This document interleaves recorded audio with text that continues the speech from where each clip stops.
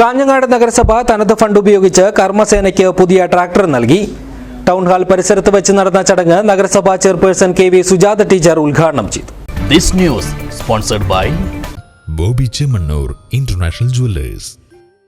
തൊഴിലാളികളുടെയും യന്ത്ര ഉപകരണങ്ങളുടെയും ലഭ്യതക്കുറവ് മൂലം കൃഷി ഉപേക്ഷിക്കുന്നവരെ സഹായിക്കുന്നതിനും പാടശേഖര സമിതി ആവശ്യപ്പെടുന്നതിനനുസരിച്ച് ട്രാക്ടർ ലഭ്യമാക്കുന്നതിനുമായാണ് കാഞ്ഞങ്ങാട് നഗരസഭ തനത് ഫണ്ട് ഉപയോഗിച്ച് ട്രാക്ടർ വാങ്ങിയത്. കാഞ്ഞങ്ങാട് ടൗൺ ഹാൾ പരിസരത്ത് നടന്ന ചടങ്ങിൽ വെച്ച് നഗരസഭാ ചെയർപേഴ്സൺ KV സുജാത ടീച്ചർ ആധുനിക സൗകര്യങ്ങളോടുകൂടിയ പുതിയ ട്രാക്ടർ കർമ്മസേനയ്ക്ക് കൈമാറി ചടങ്ങ് ഉദ്ഘാടനം ചെയ്തു.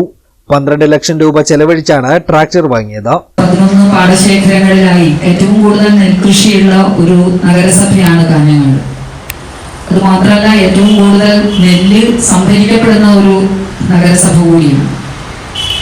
അതുകൂടാതെ ഇപ്പോൾ കഴിഞ്ഞ 2 വർഷങ്ങളിലായിട്ട് വിവിധ പാടശേഖരങ്ങളും അതുപോലെ കർമ്മസേനയും സ്വന്തമായി അരി ഉത്പാദിപ്പിക്കുക കൂടി ചെയ്യുന്ന ഒരു വേളയിലാണ് നമുക്ക് ഈ ഒരു ട്രാക്ടർ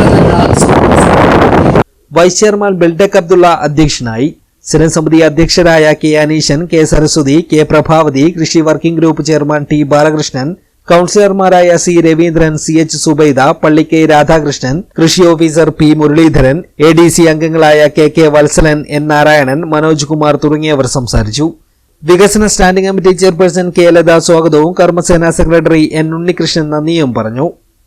ന്യൂസ് ബ്യൂറോ, കാഞ്ഞങ്ങാട്.